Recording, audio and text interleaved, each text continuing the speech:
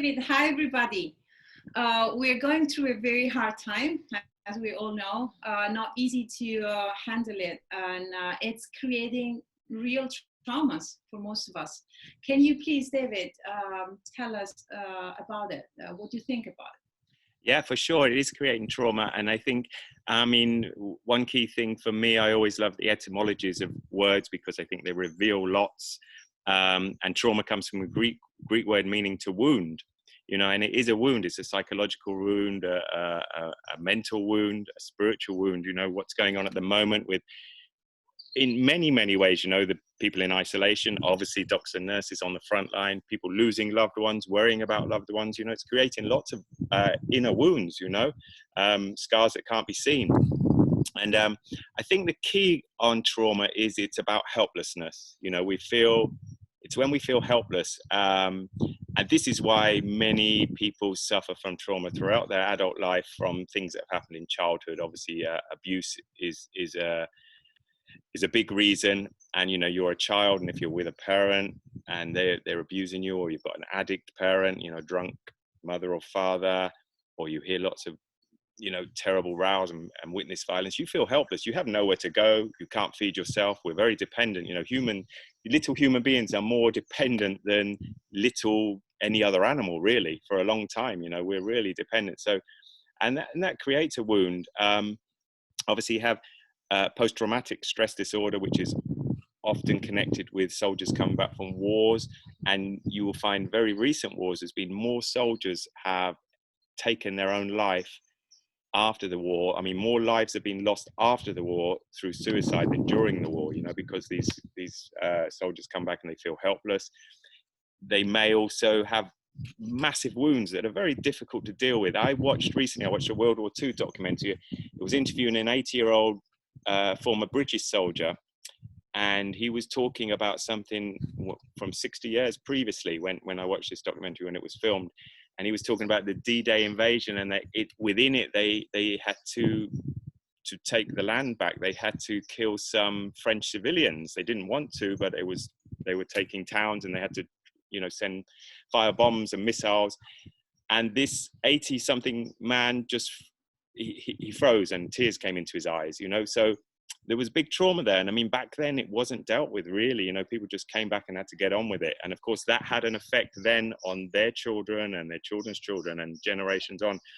But this is an interesting thing. We often talk about fight or flight, but with trauma there's also freeze. This is another reaction that humans have: fight, flight, or freeze. And freeze is often what we do in traumatic situations. We turn to stone. We don't know whether to fight or flight. We're helpless, and we become lifeless almost for a little while, So couple of people I think are very, very good on trauma is Bessel van der Kolk, who's a psychiatrist, and Dr. Gabor Mate. And I mean, Gabor Mate is a expert on people with addictions. He's worked in that field for many, many years.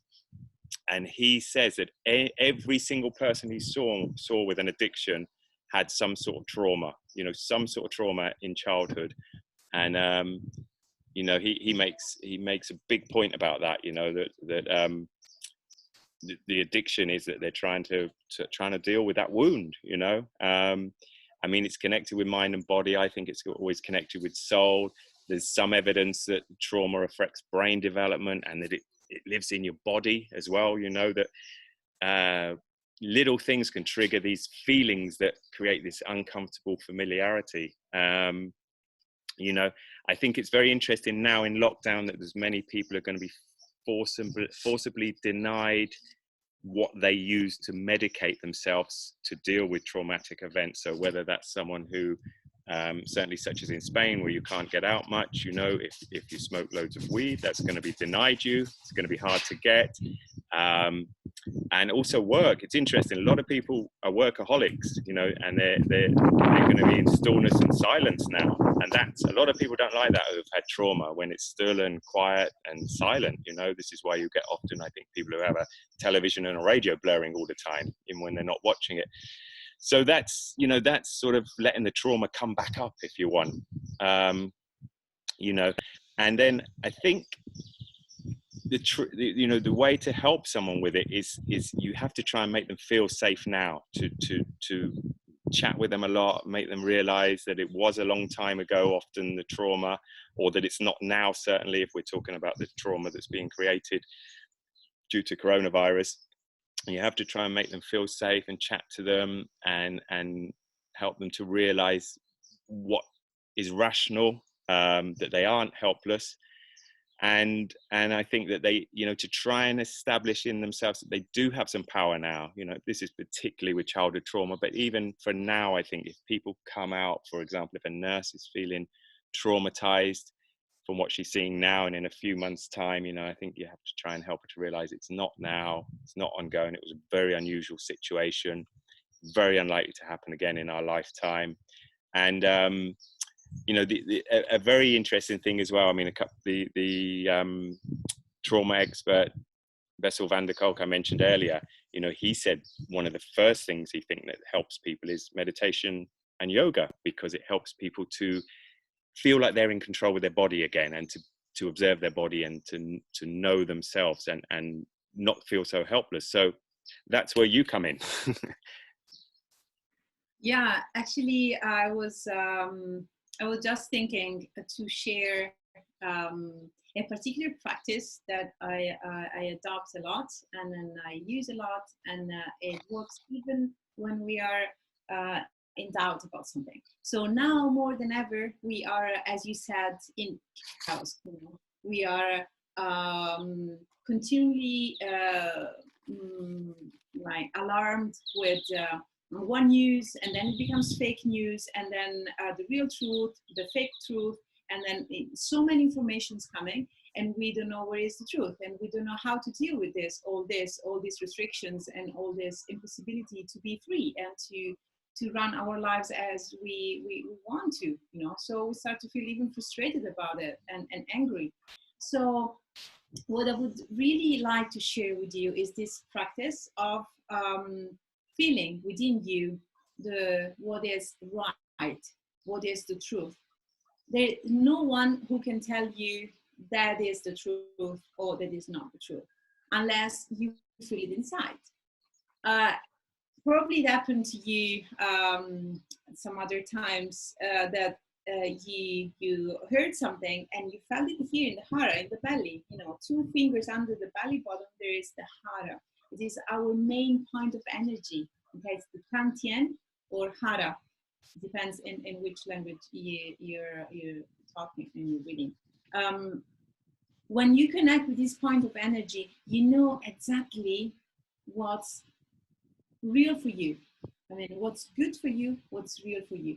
So now, more than any other case, I think this can be very useful practice. How do we do that? To connect with your hara, you need to be in a meditative status, let's say.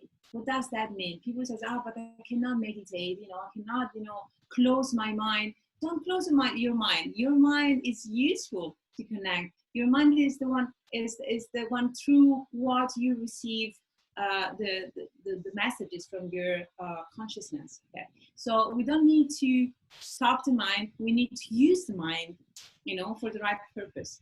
So to be in a meditative status, it means just to find the silence within you. So what I suggest you to do, and I really want to share this practice because it's very useful.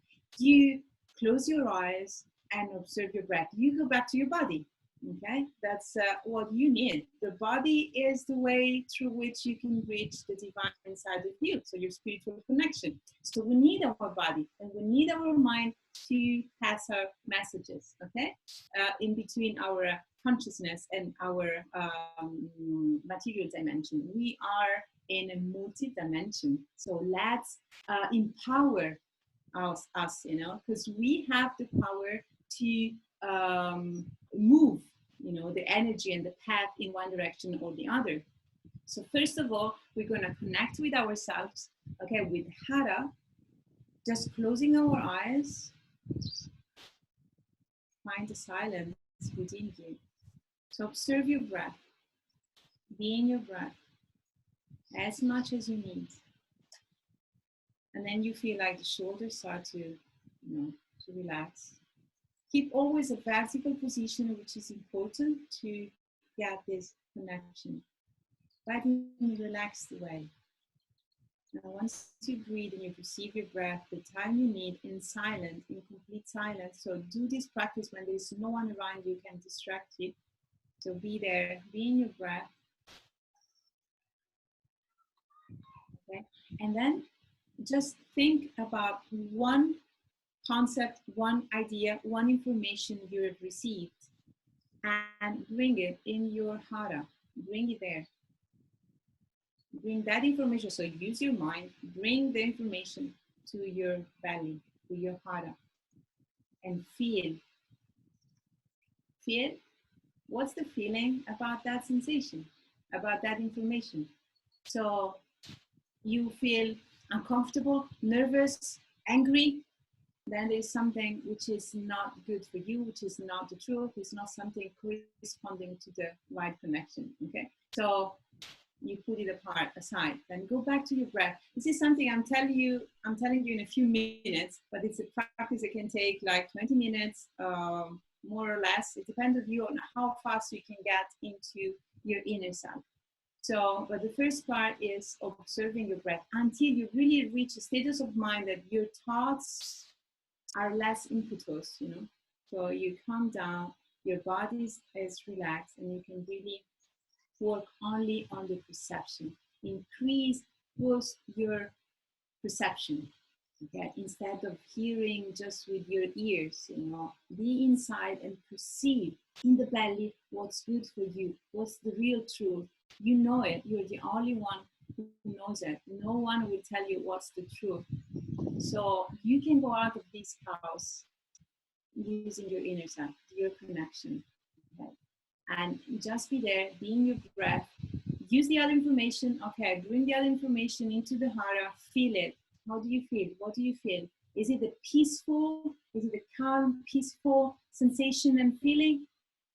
Then add something. Okay, then that's real. That's the truth, and I go for that. It is very, very important at the moment to be able to use our powers. We have powers. We have energetical. We are energy. So let's use it. We are not just in this dimension, that materialistic dimension of what's going on now. We can really live on a multi-dimension that really can help us to move also the energies now into the path we want. Okay, so a better world, a better planet, the shift is coming, but we need to have this movement, okay, to some kind of planet world in which there is respect in nature, there is completely integration with nature, in which we balance completely in it, okay? We don't abuse of nature, we're in connection with it, okay? And no one abuse of us at the same time. If we respect nature, we respect ourselves. So I really invite you to use your minds, okay? Use your mind to the right direction. So feel, be connected, meditate, be in yourself, and move the energy of this crazy world at the moment to the right, what you feel is right for you and for the planet. Thank you so much. Thank you, Marina. That was fabulous. Do you know a couple of little things? First of all, you said choose a time to do this when you know you can be quiet and not disturbed. So I have two little boys here. One of them ran in the background, and I brought a smile to my face. So if anyone watching this heard that little chap, there you go. And the other thing is what you've just said. I mean, the more I chat to you, the more I realize how mind, body, and soul, I mean, I knew it anyway, but the more I see it's just completely, totally connected. It's amazing that somehow we've lost that connection, or many people have, or we live in a society, certainly the Western world, where they seem to be divided, or even the spiritual side seems to be forgotten about in pursuit of the materialism aspect, and it's very interesting because I know, and I think everyone knows, I mean, you're talking about a truth, and I think everyone knows, we call it gut instinct. I often say to people, I wish we learned gut instinct at school, yeah? Because the thing is, human being, the average adult, has between 2,000 and 3,000 thoughts every hour. And you know, your head can lie to you. You can choose the thoughts that aren't the truth, you know. And of course, if it's bombarded with untruths, as we are from traditional and social media particularly, then you can start to choose stuff, and they might not be true at all. But you know, your gut cannot lie to you. It doesn't lie to you. You know, there must be 1 million people, for example, who walk down the aisle on their wedding day with a gut feeling of like, I'm doing the wrong thing here, and 10 years later they're divorced, you know, and they're probably thinking, I wish I'd listened to my gut, you know, or many instances like that. So yeah, it's perfect. It's really, really wonderful. You showed us that technique. So thank you very much. Thank you. I wish everyone well, and we'll do some more of these soon.